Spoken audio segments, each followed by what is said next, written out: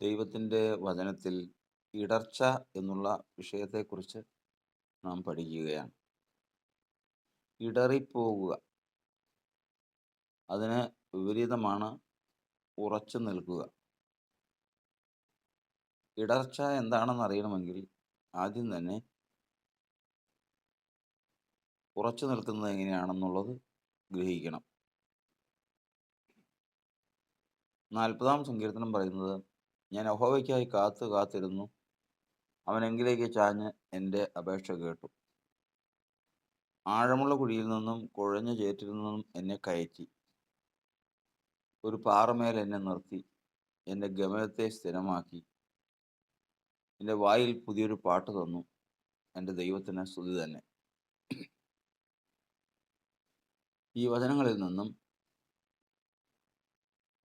കർത്താവിനെ അറിയാത്തൊരു മനുഷ്യൻ ആഴമുള്ള കുഴിയിലാണ് എന്ന് മനസ്സിലാക്കാം. ആഴമുള്ള കുഴി എന്ന് പറയുന്നത് പാതാളത്തെ കുറിക്കുന്നു. പാതാളത്തിൽ കർത്താവിൻ്റെ വരവിന് മുൻപ് 2 ഭാഗങ്ങളുണ്ടായിരുന്നു. ഒന്ന് അധമ പാതാളം അല്ലെങ്കിൽ ബോട്ടംലെസ് പിറ്റ്. മറ്റൊന്ന് പാതാള പറദീസ.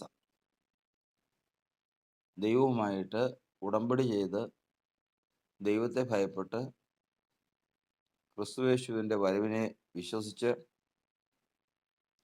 മുൻപ് കൂട്ടി ആ ക്രിസ്തുവിൻ്റെ കാൽവരിയിലെ യാഗത്തിന് ഒത്തവണ്ണം ആലങ്കാരികമായി യാഗം കഴിച്ചവർ, ദൈവമായിട്ട് നിയമം ചെയ്തവരാണ്. ഹാബേലിനെ പോലെ. അങ്ങനെയുള്ളവർ അധമ പാതാളത്തിൽ പോകേണ്ട കാര്യമില്ല. അവർ പാതാളത്തിലേക്ക് തന്നെ പോകണം. കാരണം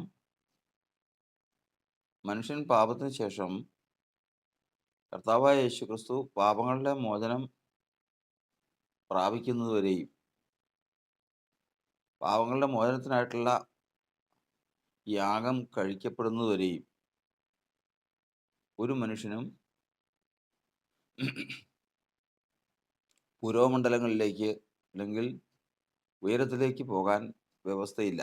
അവരെല്ലാവരും പാതാളത്തിലേക്ക് തന്നെ പോകണം. അതിന് വചനം പറയുന്നത്, പാപം ചെയ്തവൻ പാതാളത്തിന് ഇരയാകുന്നു. മനുഷ്യനിൽ പാപമില്ലാത്തവൻ ആരുമില്ല. അതുകൊണ്ട് തന്നെ പാപങ്ങളുടെ മോചനം സംഭവിക്കുന്നത് വരെയും എല്ലാവരും പാതാളത്തിലേക്ക് പോകണം. അപ്പോൾ തന്നെ നമ്മൾ പഠിക്കുന്നുണ്ട്, ഹാനോക്കും ഏലിയാവും പോയത് സ്വർഗത്തിലേക്കാണ്. അത് അവർക്ക് ഹാനോക്കിനെ ദൈവം എടുത്തുകൊണ്ടതിനാൽ കാണാതെയായി. അഗ്നിരഥങ്ങളിലും അഗ്നേശ്വങ്ങളിലും ഏലിയാവിനെ ദൈവം സ്വർഗത്തിലേക്ക് എടുത്തു. അതെല്ലാം വചനത്തിൽ നമ്മൾ പഠിക്കുന്നത് സ്വർഗത്തിലേക്കല്ല, സ്വർഗീയ മണ്ഡലത്തിലേക്ക് തന്നെ. അത് ദൈവത്തിൻ്റെ പരമാധികാരത്തിലുള്ള കാര്യമാണ്. എന്നാൽ പൊതുവെ മനുഷ്യവംശം മുഴുവനും അവരുടെ പ്രാണൻ പോയിക്കൊണ്ടിരുന്നത് പാതാളത്തിലേക്കാണ്. പാതാളത്തിലേക്ക് പോകുന്നതിൻ്റെ കാരണം, പാതാളത്തിൻ്റെ ആകർഷണം ഇല്ലാത്ത ഒരു മനുഷ്യനും ലോകത്തിലില്ല. മനുഷ്യൻ്റെ ശരീരം മണ്ണിൽ നിന്ന് എടുത്തിരിക്കുന്നു. അത് മണ്ണിനോട് ചേരുവാൻ എപ്പോഴും താല്പര്യപ്പെട്ടുകൊണ്ടിരിക്കും, ആഗ്രഹിച്ചുകൊണ്ടിരിക്കും. ഒരു ഒരു കല്ല് നമ്മൾ ഉയർത്തി നിർത്തിയാൽ, കയ്യിൽ പിടിച്ചുകൊണ്ടിരുന്നാൽ, അത് നേരെ തിരിച്ച് വീണ്ടും മണ്ണിലേക്ക് തന്നെ ചേരാനുള്ള ആകർഷണം അല്ലെങ്കിൽ അതിനുള്ള വ്യഗ്രത ആ വസ്തുവിന് എപ്പോഴും ഉണ്ടായിരിക്കും. പിടിച്ചു നിർത്തിയിരിക്കുന്ന ശക്തി പിന്മാറിക്കഴിഞ്ഞാൽ അപ്പോൾ തന്നെ ഈ കല്ല് ഭൂമിയിലേക്ക് ചേരുന്നത് പോലെ മനുഷ്യൻ്റെ ശരീരം മണ്ണിൽ നിന്ന് എടുത്തിരിക്കുന്നത് മണ്ണിൽ ചേരുന്നത് വരെയും എപ്പോഴും അതിനുള്ള പ്രേരണയുണ്ടായിരിക്കും. എന്നാൽ പ്രാണനെ സംബന്ധിച്ച് അതല്ല, അല്ലെങ്കിൽ ദേഹിയെ സംബന്ധിച്ച് അതല്ല. ദേഹിയെ സംബന്ധിച്ച് അത് പാതാളത്തിൻ്റെ ആകർഷണം അതിലുണ്ടായിരുന്നില്ല. പാതാളത്തിലേക്ക് ആകർഷിക്കപ്പെടണമെങ്കിൽ ദേഹിക്ക് ഭാരം വേണം. ഭാരം വരണമെങ്കിൽ അകൃത്യം ചെയ്യണം, പാപം ചെയ്യണം. അതുകൊണ്ടാണ് അകൃത്യഭാരം ചുമക്കുന്ന ഒരു ജനമെന്ന് വചനത്തിൽ പറഞ്ഞിരിക്കുന്നത്. ഈ അകൃത്യഭാരം ഒരു മനുഷ്യനിൽ വന്നാൽ അവൻ്റെ ശരീരം ജീവൻ വിട്ട് മണ്ണിലേക്ക് ചേർന്നാൽ ആ സമയത്ത് തന്നെ പാതാളത്തിലേക്ക് ഇവൻ്റെ പ്രാണൻ ചെന്ന് ചേരും. ഇത് സ്വാഭാവികമാണ്. എന്നാൽ പാപത്തിന് ശേഷം ദൈവവുമായിട്ട് ഉടമ്പടി ചെയ്ത് ദൈവവുമായിട്ട് സന്ധി ചെയ്ത് യാഗം കഴിച്ച് നിയമം ചെയ്തവർ എന്നുള്ള പദവിയിൽ ഒരാൾ എത്തിയാൽ അധമ പാതാളത്തിലേക്ക് പോകാതെ കർത്താവ് അവനെ കൊണ്ടുപോയി പാർപ്പിക്കുന്ന ഇടമാണ് സ്വർഗീയ പാതാള പറുദീസ. ഈ പറുദീസയിലേക്കാണ് യേശു ക്രിസ്തു കാലാവസാനത്തെങ്കിൽ ലോകത്തിൽ വന്ന് ജനിച്ച് പാപങ്ങളുടെ പരിഹാരത്തിനായി മരിച്ചടക്കപ്പെട്ട് ഉയർത്തെഴുന്നേറ്റതിന് ശേഷം മരിച്ചടക്കപ്പെട്ട് അവൻ ഇറങ്ങിച്ചെന്നത് ഈ പാതാള പറുദീസയിലേക്കാണ്. അധമ പാതാളത്തിലേക്ക് അവൻ പോയില്ല. അധമ പാതാളത്തിലേക്ക് പോകുന്നത് ദൈവത്തെ അറിയാത്തതും ദൈവത്തെ ഭയപ്പെടാത്തതുമായ മനുഷ്യരാണ്. കായീൻ നമ്മൾ പഠിക്കുന്നതനുസരിച്ച് അധമ പാതാളത്തിലേക്കും ഹാബേൽ പാതാള പറുദീസയിലേക്കും പോയി എന്ന് നാം മനസ്സിലാക്കുന്നു. കർത്താവിനോട് ക്രൂശിക്കപ്പെട്ട കള്ളൻ കർത്താവിനോട് പറഞ്ഞപ്പോൾ, കർത്താവേ, നീ രാജ്യത്വം പ്രാപിച്ചു വരുമ്പോൾ എന്നെയും കൂടി ഓർത്തു കൊള്ളണമേ എന്ന് പറഞ്ഞപ്പോൾ കർത്താവ് പറഞ്ഞ വാക്കിതാണ്, നീ ഇന്ന് എന്നോടുകൂടെ പറുദീസയിലിരിക്കും. അത് ഈ പറഞ്ഞത് അധമ പാതാളമല്ല, ദൈവവുമായിട്ട് നിയമം ചെയ്ത, ദൈവത്താൽ നീതീകരിക്കപ്പെട്ട മനുഷ്യർ ചെന്ന് ചേരുന്ന പാതാളമാണ്. അത് പാതാള പറുദീസയാണ്. അപ്പോൾ ഇവിടെ നിന്ന് നമ്മൾ പഠിക്കുന്നത് സകല മനുഷ്യരുടെയും പ്രാണങ്ങൾ ഈ ലോകത്തു നിന്ന് പോയേ മതിയാവും. ഒരിക്കൽ മരണവും പിന്നെ ന്യായവിധിയും മനുഷ്യർക്ക് ദൈവം നിയമിച്ചിരിക്കുന്നു. അതുകൊണ്ട് മരിക്കുന്ന മനുഷ്യൻ്റെ ശരീരം പൊടിയിലേക്ക് ചേരുന്നു. പ്രാണൻ നീതീകരിക്കപ്പെട്ടതാണെങ്കിൽ പാതാള പറുദീസയിലേക്ക് പോകുന്നു. ദൈവത്തെ അറിയാതെ ഭയമില്ലാതെ ജീവിച്ചതാണെങ്കിൽ അവൻ്റെ പ്രാണൻ അധമ പാതാളത്തിലേക്കും പോകുന്നു. ഇതാണ് ഒരു മനുഷ്യൻ്റെ വീണ്ടെടുപ്പ്, അല്ലെങ്കിൽ ഒരു മനുഷ്യൻ്റെ അവസ്ഥ. പാപികളുടെ, മനുഷ്യരുടെ നാശം എന്നിവ പറയുന്നത് ഇപ്രകാരമാണ്. അപ്പം ഇവിടെ നിന്ന് നമ്മൾ ചിന്തിക്കുന്നത് അധമ പാതാളത്തിലേക്ക് പോയ മനുഷ്യനും പാതാള പറുദീസയിലേക്ക് പോയ മനുഷ്യനും അവർ തമ്മിലുള്ള വ്യത്യാസം. ലോകത്തിലായിരിക്കുമ്പോൾ തന്നെ എല്ലാ മനുഷ്യരും, നീതിമാൻ ആരുമില്ല, ഒരുത്തൻ പോലുമില്ല, എല്ലാവരും പാപം ചെയ്ത് ദൈവതേജസ് ഇല്ലാത്തവരായി തീർന്നു. നീതിമാനായിട്ട് ആരും ഈ ലോകത്തിലില്ല. എല്ലാവരും പാപം ചെയ്ത് ദൈവതേജസ് ഇല്ലാത്തവരായി തീർന്ന ഘട്ടത്തിലാണ് വചനം 40 സങ്കീർത്തനത്തിൽ നമ്മൾ കേട്ടത്, അവൻ ആഴമുള്ള കുഴിയിൽ നിന്നും കുഴഞ്ഞ ചേറ്റിൽ നിന്ന് വിടുവിച്ചു. അപ്പോൾ ജനനം കൊണ്ട് ഈ ലോകത്തിലെ ഈ ലോകത്തിൻ്റെ നിയന്ത്രണത്താൽ ജീവിച്ചുകൊണ്ടിരിക്കുന്ന എല്ലാവരും ആഴമുള്ള കുഴിയിലേക്ക് പോകാൻ കടപ്പെട്ടവരാണ്. ആഴമുള്ള കുഴിയിൽ എന്ന് പറഞ്ഞാൽ ബോട്ടംലെസ് പിറ്റ്, അല്ലെങ്കിൽ അധമ പാതാളം. ആ പാതാളത്തിൽ നിന്ന് എന്നെ ദൈവം രക്ഷിച്ചു എന്നാണ് സങ്കീർത്തനക്കാരൻ അവിടെ പറയുന്നത്. ആ പറഞ്ഞ വിധം എന്ന് പറഞ്ഞത് കുഴഞ്ഞ ചേർ എന്ന് പറഞ്ഞാൽ ചേറ്, ചെളി എന്ന് പറയുന്നത് പാപവും ദുഷ്ടതയുമാണ്. ദുഷ്ടന്മാരുടെ ഉള്ളം കലങ്ങിമറിയുന്ന കടൽ പോലെയാവും. ചേറും ചെളിയും മേലോട്ട് തള്ളും. ദുഷ്ടന്റെ ഹൃദയത്തിൽ പാപാദേശമുണ്ട്. അപ്പോൾ ചേറും ചെളിയും എന്ന് പറയുന്നത് ദുഷ്ടതയും പാപവും. അത്രമാത്രം ചെളിയിലും അഴുക്കിലും ജീവിച്ചുകൊണ്ടിരുന്നവനാണ് മനുഷ്യൻ. അതിൻ്റെ കാരണം ഈ പാപത്തിൽ നിന്ന് ഇവൻ ഒരിക്കലും മാറിപ്പോകാതെ ഇങ്ങനെ തന്നെ ഇവൻ്റെ ജീവിതം ആയിരിക്കണമെന്നും ഈ പാപത്തിൽ തന്നെ ഇവൻ മരിക്കണമെന്നും ശത്രു ആഗ്രഹിച്ചിരുന്നു. എന്തുകൊണ്ട്? ഇങ്ങനെ അങ്ങ് മുമ്പോട്ട് പോയി കഴിഞ്ഞാൽ ഇവൻ മരിച്ചാൽ ശരീരം പൊടിയിലേക്കും ചേരും, പ്രാണൻ അധമപാതാളത്തിലേക്കും പോകും. എന്നാൽ ഇവിടെ സങ്കീർത്തനക്കാരൻ പറയുകയാണ്, ആഴമുള്ള കുഴിയിൽ നിന്നും എന്നെ രക്ഷിച്ചു, ഞാൻ ദൈവത്തിന് വേണ്ടി കാത്തിരുന്നതുകൊണ്ട്. ദൈവത്തിൽ ശരണം പ്രാപിച്ചവർക്ക്, കർത്താവിൻ്റെ നാമത്തിൽ വിളിച്ചപേക്ഷിക്കുന്ന ഏവനും രക്ഷിക്കപ്പെടുമെന്ന് കർത്താവിൻ്റെ വചനത്തിലുള്ളതുപോലെ ഞാൻ യഹോവയ്ക്കായി കാത്തിരുന്നു, അവൻ എൻ്റെ അപേക്ഷ കേട്ടു. കർത്താവിൻ്റെ നാമത്തെ വിളിച്ചപേക്ഷിക്കുന്ന അപേക്ഷ കർത്താവ് കേട്ടു. ആഴമുള്ള കുഴിയിൽ നിന്ന്, കുഴഞ്ഞ ചേറ്റിൽ നിന്ന് എന്നെ കയറ്റി. അപ്പോൾ എന്താ കൊഴിഞ്ഞു പോന്നു?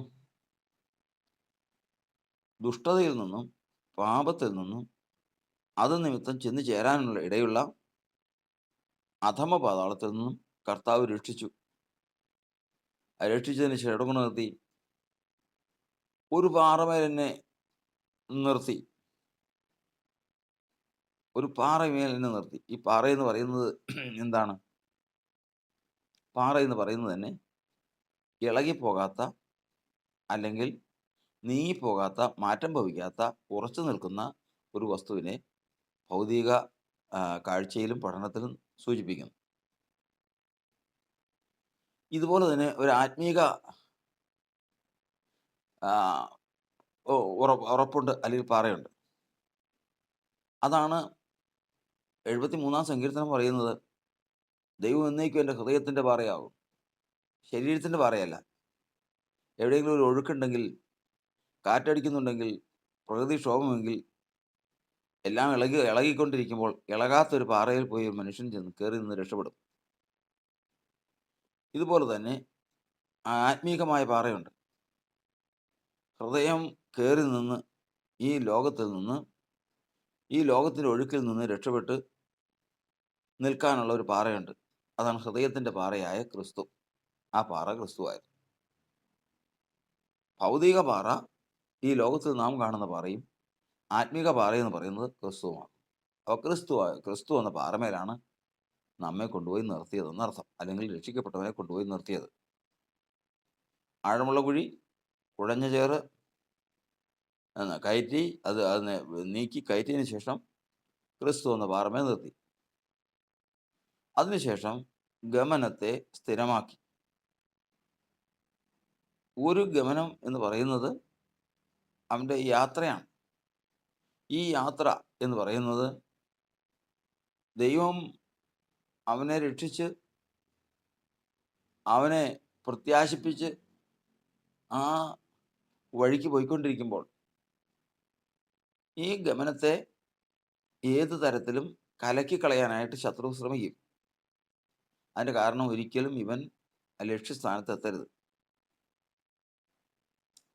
അതുകൊണ്ടാണ് വചനം പറയുന്നത്, നിങ്ങൾ വല്ലപ്പോഴും ഒഴുകിപ്പോകാതിരിക്കേണ്ടതിന് കേട്ടത് അധികം ശ്രദ്ധയോടെ കരുതിക്കൊള്ളുവാൻ ആവശ്യമായിരുന്നു. കേട്ടത് അധികം ശ്രദ്ധയോടെ കരുതുന്നവന് ഒഴുകിപ്പോവില്ല, അല്ലാത്തൊക്കെ ഒഴുകിപ്പോവും. ഈ പാറ, ഈ ഹൃദയത്തിൻ്റെ പാറ, അതിൽ നിൽക്കുന്നവൻ ഒഴുകിപ്പോകാതെ വണ്ണം അവൻ ക്രിസ്തുവിൽ ഉറച്ചു നിൽപ്പാൻ ഇടയായിത്തീരുന്നു. എന്നാൽ കർത്താവിൻ്റെ വചനം പറയുന്നത്, നിങ്ങൾ ഇനിയും ഒഴുകിപ്പോകാൻ സാധ്യതയുണ്ട്, കേട്ടതധികം ശ്രദ്ധയോടെ കരുതിയില്ല എങ്കിൽ നിങ്ങൾ ഒഴുകിപ്പോകാൻ ഇടയായിത്തീരും. അതുകൊണ്ട് കർത്താവ് നിർത്തിയ സ്ഥാനത്ത് നിന്ന്, ക്രിസ്തു എന്ന പാറമേൽ നിന്ന് ഗമനത്തെ സ്ഥിരമാക്കണം. ഗമനത്തെ സ്ഥിരമാക്കുക എന്ന് പറഞ്ഞു കഴിഞ്ഞാൽ ഒരാളുടെ ഗമനം സ്ഥിരമാകുന്നത് എങ്ങനെയാണ്? ഗമനം സ്ഥിരമാകുന്നതെന്ന് പറയുമ്പോൾ നാവ് കൊണ്ട് പാപം ചെയ്യാതിരിക്കാൻ ഞാൻ എൻ്റെ വഴികളെ സൂക്ഷിക്കും. ഒരു മനുഷ്യൻ്റെ കാല് വഴി തെറ്റിയാൽ അപ്പോഴറിയാം ഇതിൻ്റെ അവസാനം എന്തായിത്തീരും. അതുകൊണ്ടാണ് വചനം പറയുന്നത്, എൻ്റെ പ്രാണനായി പതിയിരിക്കും പോലെ അവർ എൻ്റെ കാലടികളെ നോക്കിക്കൊണ്ടിരിക്കുന്നു. ശത്രു ഒരു മനുഷ്യൻ്റെ പ്രാണന് വേണ്ടിയിട്ട് എന്ത് വിലയും കൊടുക്കാൻ തയ്യാറെടുത്ത് നടക്കുന്നവനാണ്. വിശേഷാൽ ഒരു ദൈവത്തിൻ്റെ പൈതലിൻ്റെ പ്രാണനെ വഴിതെറ്റിച്ച് അവൻ്റേതാക്കി കൊണ്ടുപോകുവാൻ അവൻ എപ്പോഴും ശ്രമിച്ചുകൊണ്ടിരിക്കുന്നവനാണ്. ദാവീദിൻ്റെ കൊണ്ട് ആ പാവം ചെയ്യിച്ചതെല്ലാം അതിനു വേണ്ടിയിട്ടായിരുന്നു. ദാവീദിൻ്റെ പ്രാണനെ വേണം. എന്നാൽ കർത്താവിൻ്റെ വചനം പറയുന്നത്, ആകയാൽ കേൾക്കുകയും പ്രാപിക്കുകയും ചെയ്തത് എങ്ങനെയെന്നോർത്ത്. കർത്താവ് കേൾപ്പിച്ച വചനം ആദ്യം കേൾപ്പിച്ചത് അവസാനത്തോളം നമ്മൾ മുറുകെ പിടിക്കുന്നുണ്ടെങ്കിൽ നമ്മൾക്ക് ഒരു ദോഷവും കൂടാതെ വണ്ണം ഇത് ആ സ്ഥാനത്തെത്താൻ സാധിക്കും. ഇല്ല എങ്കിൽ ചെന്നെത്തുവാൻ സാധിക്കുകയില്ല. അതിന് യോഹന്നാന്റെ ലേഖനത്തിൽ പറയുന്നത് പ്രകാരമാണ്, ആദ്യം മുതൽ കേട്ടത് നിങ്ങളിൽ വസിക്കുന്നുവെങ്കിൽ നിങ്ങൾ പിതാവിലും പുത്രനിലും വസിക്കും. ദൈവം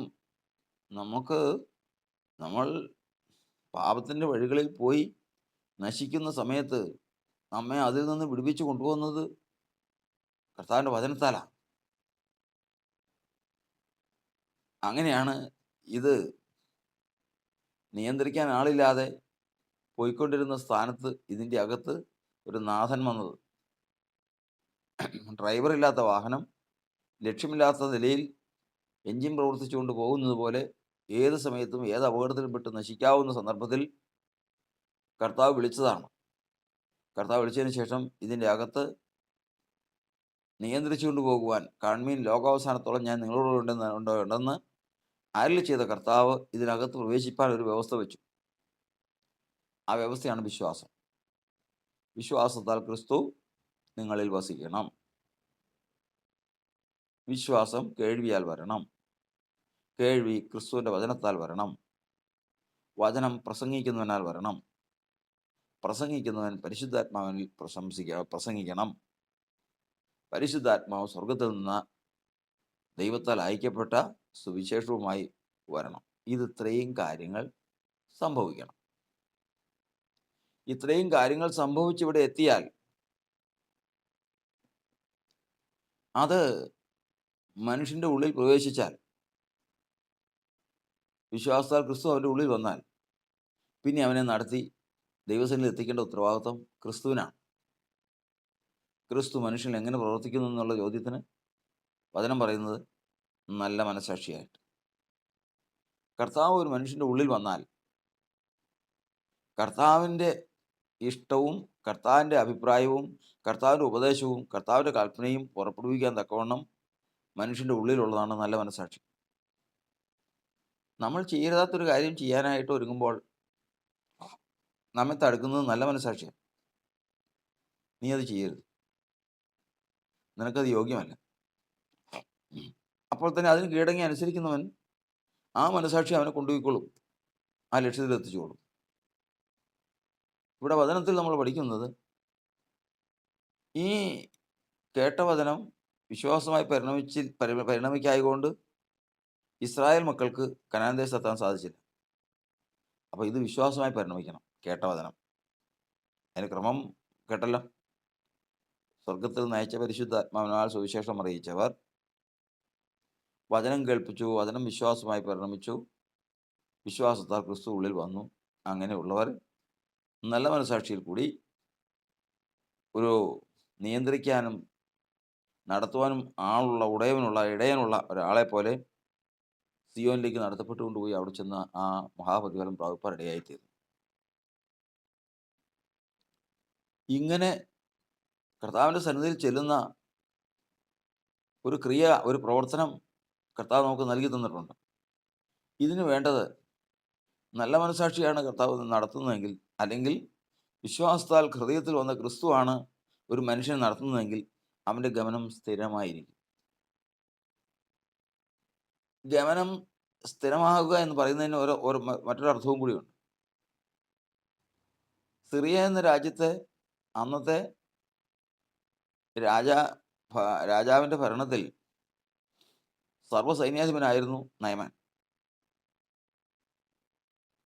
പക്ഷെ അദ്ദേഹം കുഷ്ഠരോഗിയായിരുന്നു. എവിടെ ചെന്നാലും നയമാൻ ഒരു കുറവുണ്ട്. അങ്ങനെ യുദ്ധത്തിൽ യഹൂദന്മാരെയൊക്കെയും ബന്ദികളാക്കി പിടിച്ച ഇടയിൽ അവിടുന്ന് ഒരു പെൺകുട്ടിയെ പിടിച്ചുകൊണ്ട് പോകും. ഈ പെൺകുട്ടിയാകട്ടെ തൻ്റെ രാജ്യത്ത് വീട്ടിൽ കൊണ്ടുവന്ന് വീട്ടിൽ ഭാര്യയെ സഹായിക്കാനായിട്ട് വീട്ടിൽ വേലയ്ക്ക് നിർത്തി. ഇവളെ ദൈവം പരിപാലിക്കുന്നവളാണ്. അവൾ വീട്ടിലെ ജോലി കാര്യങ്ങൾ നോക്കിയിരിക്കുന്നതിൻ്റെ ഇടയ്ക്ക് യജമാനത്തിയോട് പ്രകാരം പറഞ്ഞു, യജമാനൻ കുഷ്ഠരോഗിയാണല്ലോ. ഇസ്രായേലിൽ ഒരു പ്രവാചകനുണ്ട്, എലീശ പ്രവാചകൻ. ആ പ്രവാചകന്റെ അടുത്ത് വരെ ചെന്നിരുന്നെങ്കിൽ ഈ കുഷ്ഠരോഗം മാറ്റിത്തരുമായിരുന്നല്ലോ. പറഞ്ഞ വാക്ക് ഉടനെ തന്നെ യജമാനത്തിയുടെ ഉള്ളിൽ തട്ടി. ഉടനെ തന്നെ ഈ വാക്ക് ഭർത്താവിനോട് പറഞ്ഞു. കൂടുതൽ കാര്യങ്ങളൊക്കെ ചോദിച്ചറിഞ്ഞു ഉടനെ രാജാവിൻ്റെ അടുക്കലെത്തി. രാജാവ് ഒരു എഴുത്തും കൊടുത്തു. എലീശ പ്രവാചകന്റെ അടുത്ത് എൻ്റെ ദാസനായ നയമാൻ്റെ കുഷ്ഠരോഗം മാറ്റിക്കൊടുക്കാൻ വേണ്ടി ഒരു എഴുത്തുമായിട്ട് അയച്ചു. വിലയേറിയ സമ്മാനങ്ങളും ഒക്കെ ആയിട്ട് നയമാൻ പരിവാര സമേതം വൻ സമ്പത്തുമായിട്ട് യാത്രയായി പോകുന്ന വഴിക്ക് ആര് പറഞ്ഞ് എവിടെ പോവുക? കുഷ്ഠരോഗം സൗഖ്യമാകാൻ. എവിടെ? ഇസ്രായേലിൽ എവിടെ? എലീശ പ്രവാചകന്റെ അടുത്ത്. അപ്പൊ ഇങ്ങനെ പോകുന്ന വഴിക്കൊക്കെ കാണാം ഇടയ്ക്ക് അശുദ്ധൻ അശുദ്ധൻ അശുദ്ധൻ എന്നും പറഞ്ഞ് പുതപ്പ് കൊണ്ട് വായ് മൂടി വിളിച്ചു പറഞ്ഞുകൊണ്ട് അവിടെ എവിടേക്കുള്ള ശബ്ദം കേൾക്കാം. അപ്പൊ ഇവരാരാ? ഒരു ഇസ്രായേലിലാ. അവര് യഹൂദന്മാരാ. യഹൂദനായിട്ടുള്ളവൻ കുഷ്ഠരോഗിയായിട്ട് നടക്കുന്നു. അവനെ നോക്കാൻ ആരുമില്ല. യഹൂദന്റെ ദൈവം സൗഖ്യമാക്കുന്നവനാണെന്ന് പറഞ്ഞ് അരാം രാജ്യത്ത് നിന്ന്, ഇന്നത്തെ സിറിയയിൽ നിന്ന് അവിടെ അന്യജാതിക്കാരൻ ഇസ്രായേലിലേക്ക് ചെല്ലുന്നു. എന്തൊരു വിരോധാഭാസം! പോവുകയാണ്. സാധാരണ നിലയിൽ സാമാന്യ ബുദ്ധിയുള്ളവർക്ക് അപ്പം തന്നെ തോന്നാം, അബദ്ധമായിപ്പോയല്ലോ പോകുന്നത്. ഞാൻ ആരുടെ വാക്ക് കേട്ടോണ്ടോ പോകുന്നത്? ഒരു പെങ്കൊച്ചൻ്റെ വാക്കും കേട്ടോണ്ട്. അവളുടെ വാക്കിന് എന്താ അധികാരിയത്? അവൾ തമാശ പറഞ്ഞതാണോന്ന് ആര് കണ്ട്? അല്ലെങ്കിൽ വ്യാജം പറഞ്ഞതാണോന്ന് ആര് കണ്ട്? ഒന്നുമില്ല, ഒരു നിശ്ചയമില്ല. പക്ഷെ വിശ്വാസത്തിൽ ക്ഷീണിച്ചില്ല. അവൻ്റെ ഗമനം സ്ഥിരമാണ്. കാരണം എന്താ?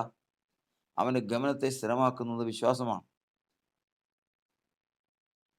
അവൻ്റെ ഉള്ളിൽ വിശ്വാസത്താൽ കേട്ട വചനം പ്രവർത്തിക്കുന്ന ഒരു നല്ല മനസ്സുണ്ട്, ഒരു നല്ല മനസാക്ഷിയുണ്ട്. ആ വചനം സ്വർഗത്തിൽ നിന്ന് പുറപ്പെട്ട് ആ പെൺകുട്ടിയിൽ കൂടി പുറപ്പെടുവിച്ച വചനമാണ്. അതുകൊണ്ടാണ് വചനം പറയുന്നത്, നീയോ ഇന്നവരോട് പ്രാപിച്ചു എന്ന് ഓർക്കുകയും രക്ഷയ്ക്ക് ആക്കുവാൻ മതിയായ വചനങ്ങളെ ബാല്യം മുതൽ കേട്ടും നിശ്ചയവും പ്രാപിച്ചു ഇരിക്കുന്നതിൽ ഉറച്ചു നിൽക്കുക. ഇന്നവരോട് പഠിച്ചു എന്ന് ഓർക്കണം, ഇന്നവരോട് കേട്ടു എന്ന് ഓർക്കണം. പറഞ്ഞവൻ വലിയ ഒരു പ്രൗഢത ഉള്ളവനാകണമെന്നില്ല. ഞാൻ കേട്ടത് ചെറിയൊരു ശിഷ്യന്മാരിൽ നിന്നായിരിക്കും. ഒന്നുമില്ലാത്തവനെന്നായിരിക്കും. പലതരത്തിൽ കേൾക്കും. പലതരത്തിൽ കർത്താവ് കേൾപ്പിക്കും. എന്നാൽ അവിടെ ചില സംഭവങ്ങളുണ്ടാകണം. എങ്ങനെ? അപ്പോസ്തലപ്രവൃത്തിയുടെ പുസ്തകം 14-ാം അധ്യായത്തിൽ പറഞ്ഞിരിക്കുന്നത്, അവൻ അവരുടെ കൃപയുടെ വചനത്തിന് സാക്ഷി നിന്നു. അവൻ തൻ്റെ കൃപയുടെ വചനത്തിന് സാക്ഷി നിന്നു. പുറപ്പെടുന്ന ശബ്ദം, സുവിശേഷം ഒരു മനുഷ്യൻ കേൾക്കുമ്പോൾ, ആ സുവിശേഷം പുറപ്പെട്ടു വരുന്ന ആ ഉറവിടം അല്ലെങ്കിൽ ആ ശബ്ദം കർത്താവിൻ്റെ വചനം തന്നെയാണെന്ന് കർത്താവ് സാക്ഷ്യം പറയണം. നമ്മളിതൊന്നും അറിയണില്ല. പുറമേ മണ്ഡലങ്ങളിൽ ഇതൊന്നും അറിയുന്നില്ല. കർത്താവ് സാക്ഷ്യം നിൽക്കും. തൻ്റെ ഭക്തന്മാർ കേൾക്കുന്ന, തൻ്റെ ഭക്തന്മാരാകാൻ ദൈവം നിശ്ചയിച്ചിരിക്കുന്ന ജീവിതങ്ങൾ സുവിശേഷം കേൾക്കുമ്പോൾ കർത്താവ് ആത്മീയ മണ്ഡലങ്ങളിൽ പറയും, ഇതെൻ്റെ വചനം തന്നെയാണ്. അത് ലോകസ്ഥാപനത്തിന് മുമ്പേ കർത്താവ് തിരഞ്ഞെടുത്ത പ്രാണനും കർത്താവ് തമ്മിലുള്ള ബന്ധമാണ്. അല്ലെങ്കിൽ പടകിൽ വല നന്നായിക്കൊണ്ടിരുന്നവരും മീൻ പിടിച്ചുകൊണ്ടിരുന്നവരും അയാളോട് നിങ്ങൾ എൻ്റെ പിന്നാലെ വരുമെന്ന് പറഞ്ഞു കഴിഞ്ഞപ്പോൾ അവർ ഒന്നും ചോദിക്കാതെ ഇറങ്ങി തിരിച്ചത് അവർ മണ്ടന്മാരായിട്ടല്ല, യാദൃശികമായിട്ട് എന്തോ ഒരു ഭാഗ്യത്തിന് സംഭവിച്ചു, അങ്ങനെയൊന്നുമല്ല. അവൻ സംസാരിച്ച വചനവും അവൻ വിളിച്ച വിളിയും അത് അവിടെ തുടങ്ങിയതല്ല. ആദ്യമായിട്ട് കേൾക്കുന്നവരുടെ പുറകെ ആരും പോവില്ല. പിന്നെ ഈ ലോകം സ്ഥാപിക്കുന്നതിന് മുമ്പേ കർത്താവും അവരുടെ പ്രാണനുമായിട്ടുള്ള ബന്ധമാണ് അവിടെ ആവർത്തിച്ചത്. വരുവീൻ, ഞാൻ നിങ്ങളെ മത്സ്യങ്ങളെ മനുഷ്യരെ പിടിക്കുന്നവരാക്കും എന്ന് പറഞ്ഞപ്പോൾ അവൻ്റെ പിന്നാലെ ഇറങ്ങി തിരിച്ചത് യാദൃശികമല്ല. രണ്ടാമത്, ഇത് എൻ്റെ വചനം തന്നെയാണെന്ന് കർത്താവ് ആത്മീകമായി അവൻ്റെ പ്രാണനോട് സാക്ഷ്യം പറഞ്ഞിട്ടുണ്ട്. രണ്ടാമത്, ഈ പറയുന്നത് കേൾക്കാൻ ലൂദിയായുടെ ഹൃദയത്തെ കർത്താവ് അങ്ങ് തുറന്നു. ഇത് എൻ്റെ വചനം തന്നെയാണ്, വിശ്വസിക്കാം. അങ്ങനെ ഹൃദയം തുറന്ന് ഈ വചനകത്ത് പ്രവേശിച്ചു. ഇത്രയും ക്രിയ അവിടെ നടന്നിട്ടുണ്ട്. ഇത് നടന്നാൽ എന്തെല്ലാം എതിര് വന്നാലും ഒരു മനുഷ്യൻ ഇടറിപ്പോവില്ല. ആ മനുഷ്യൻ അവിടെ തന്നെ നിൽക്കും. എന്ത് വിശ്വസിച്ചുവോ അത് തന്നെ എന്നും വിശ്വസിക്കും. അവിടെ നിന്ന് ഒരു തടസ്സവും. നയമാൻ കുഷ്ഠരോഗം സൗഖ്യമാക്കാനായി വരുക. പലരും ഒരു പക്ഷേ അറിയാവുന്നവർ പരിഹസിച്ചിരിക്കാം. എവിടെ പോകുന്നു? ഒന്ന് ഇസ്രായേലിൽ വരെ. എവിടെ പ്രവാചകനെ ഒന്ന് കാണണം. എന്നാ അത്ര അത്യാവശ്യം? ഒരു രോഗസൗഖ്യമാണ്. എന്ത് രോഗം? കുഷ്ഠരോഗം. അദ്ദേഹം കുഷ്ഠരോഗം സൗഖ്യമാക്കോ? അങ്ങനെയാണ്. അപ്പോൾ അവിടെ തന്നെ ഉണ്ടല്ലോ കുഷ്ഠരോഗികൾ.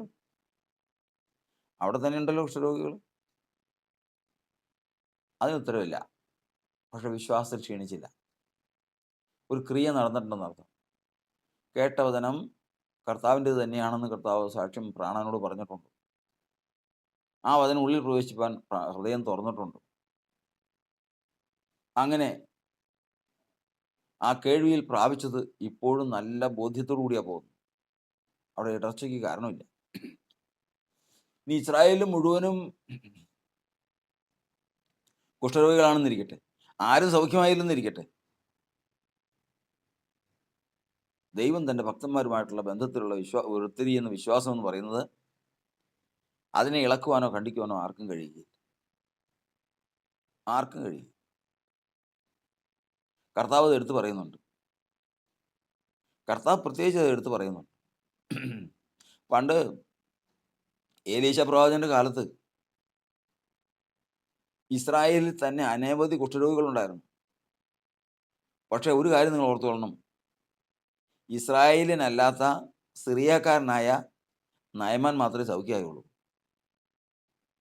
അത് ഓർത്തുകൊള്ളണം. അപ്പോൾ ഇതെല്ലാം ആത്മീയ ചരിത്രത്തിലുള്ളതാണ്.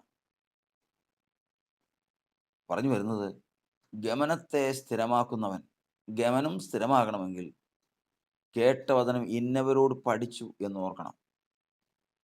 കർത്താവ് തൻ്റെ വചനത്തിന് സാക്ഷി നിന്ന വചനമായിരിക്കണം ഹൃദയത്തിൽ പ്രവേശിക്കേണ്ടത്. ഹൃദയം കർത്താവാണ് തുറക്കേണ്ടത്. വിശ്വാസത്തിൻ്റെ നായകനും പൂർത്തിപ്പെടുത്തുന്നതിനായ ക്രിസ്തുവാണ് ഹൃദയത്തിൽ വിശ്വാസം ആരംഭിക്കേണ്ടത് അവൻ പൂർത്തിയാക്കിക്കോളും. ഒടുവിൽ എലീശ പ്രവാചകന്റെ അടുത്ത് ചെന്നു. പ്രവാചകന്റെ അടുത്ത് ചെന്നപ്പോൾ മുമ്പുണ്ടായിട്ടുള്ള ഇടർച്ചകളും തടസ്സങ്ങളൊക്കെയും അതിജീവിച്ചുകൊണ്ട് എലീശ പ്രവാചകന്റെ അടുത്ത് ചെന്നു.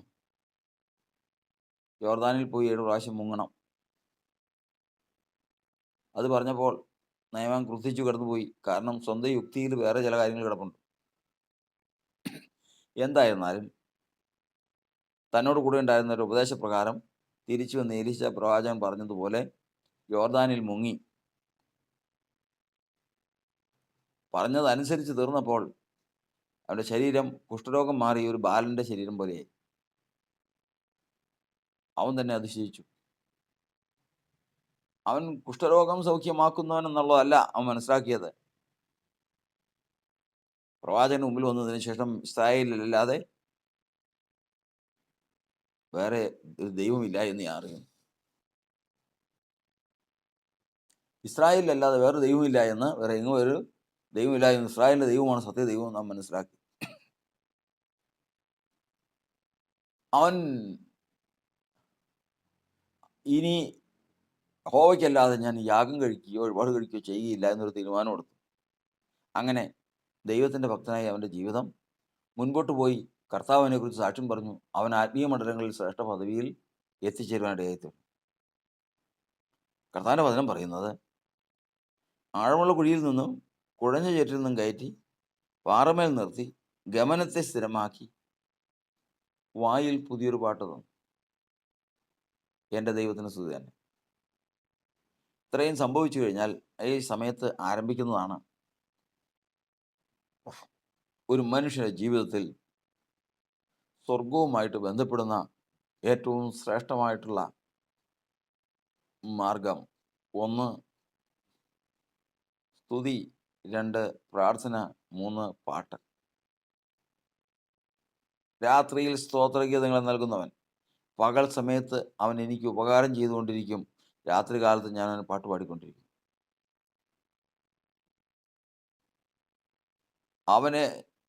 അവനെ പാടുന്ന പാട്ടെന്ന് പറയുന്നത് ദൈവത്തിന് സ്തുതി തന്നെയായിരിക്കും.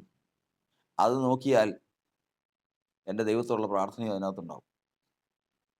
ഇത് ദൈവത്തിൻ്റെ ഭക്തന് ലഭിക്കുന്ന ഏറ്റവും ശ്രേഷ്ഠമായൊരു പദവിയാണ്.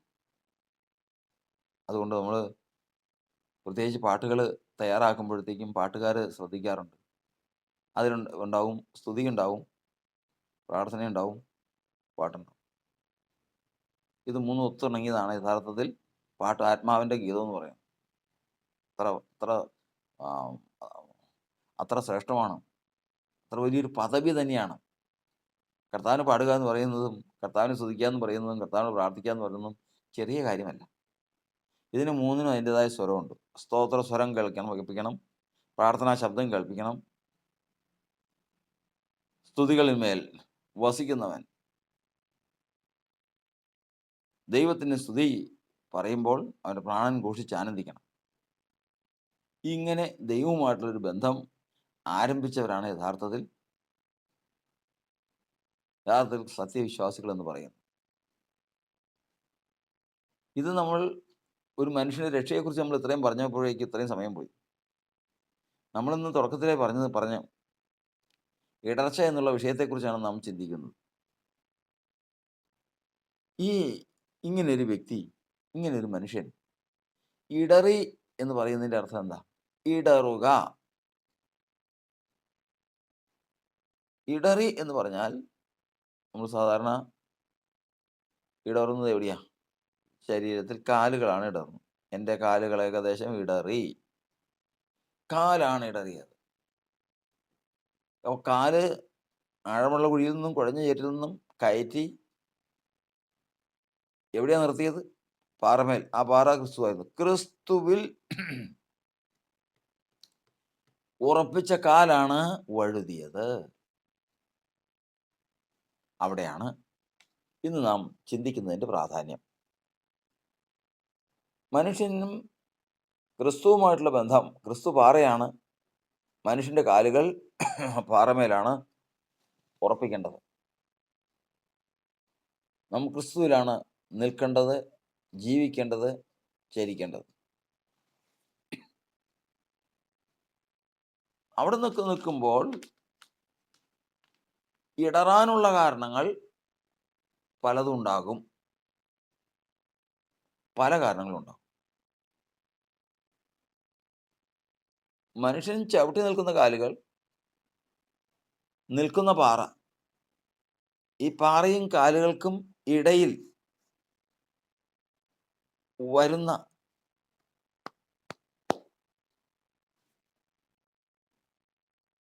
വഴുതുന്ന വസ്തുക്കളുണ്ട്. നമ്മൾ ഒരാള് ഒരു വർക്ക്ഷോപ്പിന് മുമ്പിൽ കൂടെ ഇങ്ങനെ പോരുക. ഇങ്ങനെ പോരുമ്പോൾ അവിടെ ഒരു സ്ലാബ് കിടക്കുന്നു. എന്തായാലും പറ്റിയിരിക്കുന്നത് അറിയില്ല. വേഗം നടന്നങ്ങ് പോകുമ്പോൾ അവിടെ ഒരു വസ്തു എന്തോ കിടന്നു, അതിലൊന്ന് ചവിട്ടി കാലങ്ങ് തെറ്റിപ്പോയി. ശ്രദ്ധിച്ചില്ലെങ്കിൽ അപ്പോൾ വീഴുമായിരുന്നു. അവിടെ തന്നെ വീഴേണ്ടതാ. എന്തുകൊണ്ട് വീണില്ല? ഭാഗ്യം കൊണ്ട് വീണില്ല. കാൽ ഇടറിയതാണ്. അതെന്തായാലും നോക്കിയപ്പോഴാണ് ആ വർക്ക്ഷോപ്പിൽ നിന്ന് യാദൃശ്ചിയാ അറിയാതെ തന്നെ പുറത്ത് കളഞ്ഞ ഗ്രീസായിരുന്നു. വാഹനങ്ങൾക്കും മറ്റും ഉപയോഗിക്കുന്ന ഗ്രീസിൻ്റെ ഒരല്പഭാഗമാണ് അവിടെ എറിഞ്ഞു കളഞ്ഞത്. അതിൽ ചവിട്ടിയതാണ്. അപ്പോൾ അവിടെ പ്രശ്നമായി വന്നത് ഇടറിയതിന് കാരണം ഗ്രീസാണ്. ഇവിടെയാണ് ഒരു മനുഷ്യ ജീവിതത്തിൽ ഏറ്റവും ശ്രദ്ധിക്കേണ്ട ഭാഗം. മനുഷ്യൻ്റെ പാറമേൽ, ഭൗതിക പാറയിലും മനുഷ്യൻ്റെ കാലുകൾക്കും ഇടയിൽ ഗ്രീസ് വന്നപ്പോൾ വഴുതിയതുപോലെ മനുഷ്യൻ്റെ ഹൃദയം ക്രിസ്തു എന്ന പാറമേൽ ഉറച്ചിരിക്കുന്നതിൽ നിന്ന് വഴിപോകാനുള്ള കാരണങ്ങളിൽ ഒന്നാണ് 73-ാം സങ്കീർത്തനം. എന്താണ് ആ വാക്യം? ഒന്ന് വായിക്കാം. 73-ാം സങ്കീർത്തനം 1-2 വാക്യങ്ങൾ. ദൈവം ഇസ്രായേലിന് നിർമ്മല ഹൃദയമുള്ളവർക്ക് തന്നെ നല്ലവനാകുന്നു നിശ്ചയം. എന്നാൽ എൻ്റെ കാലുകൾ ഏകദേശം ഇടറി, എൻ്റെ കാലടികൾ ഏറെക്കുറെ വഴുതിപ്പോയി. ദുഷ്ടന്മാരുടെ സൗഖ്യം കണ്ടിട്ട് എനിക്ക് അഹങ്കാരിയോട് അസൂയ തോന്നി. അവിടെ ആ 3 വാക്യങ്ങൾ,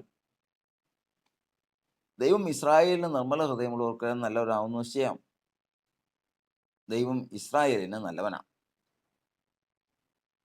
അതെനിക്കറിയാം, സങ്കീർത്തനക്കാരൻ അറിയാതെ. പക്ഷേ എൻ്റെ കാലുകൾ ഇടറി എന്ന് പറഞ്ഞാൽ ഇവൻ്റെ കാൽ ഉറച്ചു നിൽക്കുന്ന എവിടെയാ? ദൈവം നല്ലവനാണ്. നിർമ്മല ഹൃദയമുള്ളവർക്ക് തന്നെ നല്ലവൻ തന്നെയാണ്. ഇസ്രായേൽ എന്ന് പറയുന്നത് നിർമ്മല ഹൃദയമുള്ളവരായതിന് അവർക്ക് നല്ലവൻ തന്നെയാണ്. ഇങ്ങനെയാണ് അത് ഉറപ്പിച്ചു വച്ചിരിക്കുന്നത്. അപ്പോൾ ക്രിസ്തുവുമായിട്ടുള്ള ബന്ധത്തിൽ മനുഷ്യന്റെ ഹൃദയം ഉറപ്പിക്കുന്ന ഘടകമാണ് ദൈവം നിർമ്മല ഹൃദയമുള്ളവർക്ക് ഇസ്രായേലിന് നല്ലവനാകുന്നു നിശ്ചയം. നിശ്ചയം എന്ന് പറഞ്ഞാൽ മാറ്റമില്ല, സത്യം. അത്രമാത്രം ഉറപ്പാണ്. 2 കല്ല് തമ്മിൽ കൂട്ടി വയ്ക്കുമ്പോൾ നമ്മൾ ആദ്യം പറഞ്ഞല്ലോ, ഗ്രീസ് കിടന്നപ്പോൾ കാല് തെറ്റിപ്പോയി. നല്ല കരിങ്കല്ല് ചീള് കൊണ്ടുവന്നിട്ട് തുറയ്ക്കുവാണെങ്കിലോ അവിടെ നിൽക്കും. ഇതുപോലെ ക്രിസ്തു എന്ന പാറമേൽ ഒരു മനുഷ്യന് ഹൃദയം ഉറയ്ക്കുന്നത്, ഇടറാതെ ഉറച്ചു നിൽക്കുന്ന അത് ഏറ്റവും വലിയ അറിവാണ്. എന്താണ് അറിവ്? ദൈവം ഇസ്രായേലിന് നിർമ്മല ഹൃദയമുള്ളവർക്ക് തന്നെ നല്ലവനാകുന്നു നിശ്ചയം. ഒരു സംശയമില്ല. ദൈവം നല്ലവനെന്ന് നിർമ്മല ഹൃദയം ഉണ്ടായിരുന്നാൽ മാത്രം മതി. അവൻ നല്ലവനായിട്ട് അനുഭവപ്പെടുമെന്നുള്ളത് സങ്കീർത്തനക്കാരൻ്റെ അറിവാണ്. ആ അറിവ് നിൽക്കുന്നിടത്തോളം കാലം ഈ കാലുകൾ, ഹൃദയം ഉറച്ചിരിക്കും. ക്രിസ്തുവിനോട്, ദൈവത്തിൽ ഉറച്ചിരിക്കും. പക്ഷെ എന്നാൽ എൻ്റെ കാലുകൾ ഏകദേശം ഇടറി എന്ന് പറഞ്ഞാൽ ഞാൻ വിശ്വസിച്ചിരിക്കുന്നതും ഞാൻ പഠിച്ചിരിക്കുന്നതുമായ കാര്യങ്ങളിൽ സംശയം എനിക്ക് തോന്നി. ദൈവം ഇസ്രായേലിന് നിർമ്മല ഹൃദയമുള്ളവർക്ക് തന്നെ നല്ലവനാകുന്ന വിഷയം ശരിയാണോ? ശരിയാണോ? കാരണം എന്താ? ദുഷ്ടന്മാരെ സൗഖ്യം കണ്ടിട്ട് എനിക്ക് അഹങ്കാരികളോട് അസൂയ തോന്നി. ദുഷ്ടത പ്രവർത്തിച്ചാലും കർത്താവ് നല്ലവനാ. അത് നല്ലവർക്ക് മാത്രമൊന്നുമല്ല. നിർമ്മല ഹൃദയമുള്ളവർക്ക് മാത്രമൊന്നുമല്ല. എല്ലാവർക്കും കള്ളനും, മോഷ്ടിക്കുന്നവനും, പിടിച്ചുപറിക്കാരനും, ഉപദ്രവിക്കുന്നവനും എല്ലാവർക്കും ഒക്കെ കണക്കാ. അപ്പൊ പിന്നെ ആരാ മെച്ചം?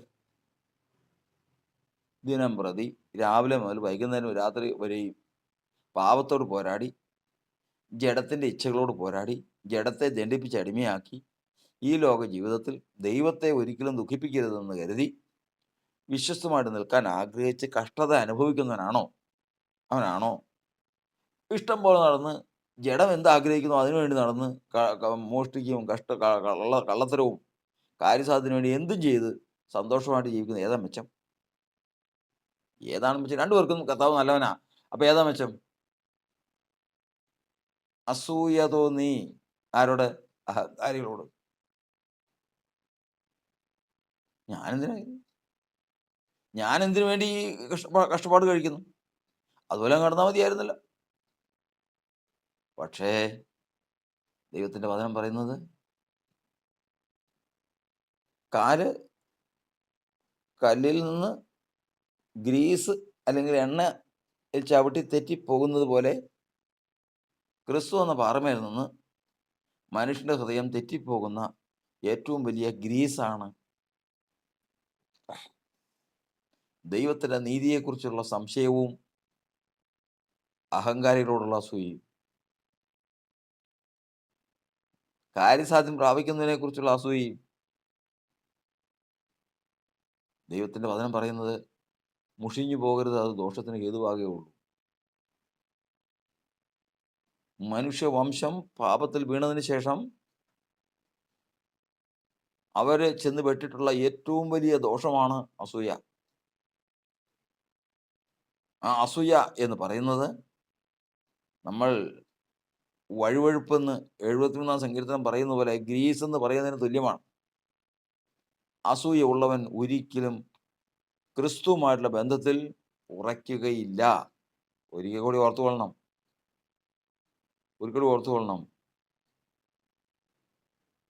ഒരു വലിയ പാറയുടെ മേളിൽ അല്ലെങ്കിൽ ഒരു കല്ലിന്റെ മേളിൽ നമുക്ക് വിലപിടിപ്പുള്ള എന്തെങ്കിലും സാധനം വെച്ചതിന് ശേഷം അതിന്റെ അടിയിൽ ആരെങ്കിലും ഗ്രീസ് തേച്ച് വയ്ക്കുവോ? ഇല്ല. ഏത് സമയത്തും വീണ് തകർന്നു പോകും.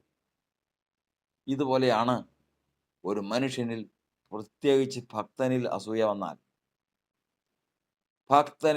വന്നാൽ വഴുവഴുപ്പാണ്. ഏത് സമയത്തും അവൻ ഇടറിപ്പോകാം, ഈ പാറമേൽ നിന്ന് മാറിപ്പോകാം, അവൻ ആ പാറമേൽ വീഴാം, അത് അവന് ഇടർച്ചക്കല്ലായി തീരാം, അവൻ അതിനാൽ നശിച്ചു പോയേക്കാം. ഇവിടെ ദൈവത്തിന്റെ വചനം പറയുന്നത് അതിനല്ല കർത്താവ് വിളിച്ചത് ഉറച്ചു നിൽക്കാൻ. എവിടെ? ക്രിസ്തു എന്ന പാറമേൽ. എന്തിനാൽ ഉറച്ചു നിൽക്കാൻ? ഹൃദയത്തിന്റെ പാറയാണത്. അതിനാൽ ഉറച്ചു നിൽക്കാൻ. എങ്ങനെ ഉറപ്പിക്കും? ദൈവം ഇസ്രായേലിന് നിർമ്മല ഹൃദയമുള്ളവരുണ്ടെങ്കിൽ അവർക്ക് നല്ലവനാണ്. പിന്നെ അഹങ്കാരികളുടെ അസൂയോ അത് സംഭവിക്കും. എന്നാൽ നിശ്ചയമായിട്ടും നീ അവരെ വഴുവഴുപ്പിൽ നിർത്തിയിരിക്കുന്നു. അവര് ഗ്രീസിൽ നിൽക്കുന്നത് പോലെയാണ്, എണ്ണയിൽ നിൽക്കുന്നത് പോലെയാണ്. ഒരു നിമിഷം കൊണ്ട് അവരുടെ രൂപമില്ലാതെയാകും. അവർ വീണ് താളടിയായിപ്പോകും. എന്നാൽ ഞാനോ, നീതിമാനായവൻ, സ്ഥിരമായ അടിസ്ഥാനമുള്ളവൻ, ക്രിസ്തു എന്ന പാറമേൽ ദൈവത്തെക്കുറിച്ചുള്ള പരമാർത്ഥമായ അറിവിനാൽ കൂട്ടിച്ചേർത്ത് അടിസ്ഥാനമിട്ട് പണിതിരിക്കുന്നു. ശത്രുവിന്റെ മുമ്പിൽ അങ്ങനെയുള്ളവർ ഇളകിപ്പോകുകയില്ല. അവർക്ക് ഇടർച്ചയ്ക്ക് സംഗതി ഏതുമില്ല. ദൈവം നല്ലവനെന്നും നിർമ്മല ഹൃദയമുള്ളവർക്ക് തന്നെ നല്ലവനാകുന്നു നിശ്ചയമെന്നും ഗ്രഹിച്ചു കൊള്ളുക. അഹങ്കാരികൾക്കും കാര്യസാധ്യം പ്രയോഗിക്കുന്നവർക്കും ഒക്കെ കാര്യങ്ങൾ നടക്കുന്നുണ്ടെങ്കിൽ അവരൊക്കെയും ഇന്ന് കാണുന്ന ഒരു കാഴ്ച പോലെയേ ഉള്ളൂ. ഒരു നിമിഷം കൊണ്ട് അതില്ലാതെ പോകും. ഒരു നിമിഷം കൊണ്ട് അതില്ലാതെ പോകും. എന്നാൽ ഗമനത്തെ സ്ഥിരമാക്കി പാറയിൽ നിർത്തിയവൻ ഒരിക്കലും ഇളകിപ്പോകാതെ എന്നേക്കും നിൽക്കുന്ന സിയോൻ പർവ്വതം പോലെ ഉറച്ചു നിൽക്കുകയും പിന്നത്തേതിൽ മഹത്വത്തിലേക്ക് ചേർത്തപ്പെടുകയും ചെയ്യും. ദൈവം നമ്മെ അനുഗ്രഹിക്കുമാറാകട്ടെ.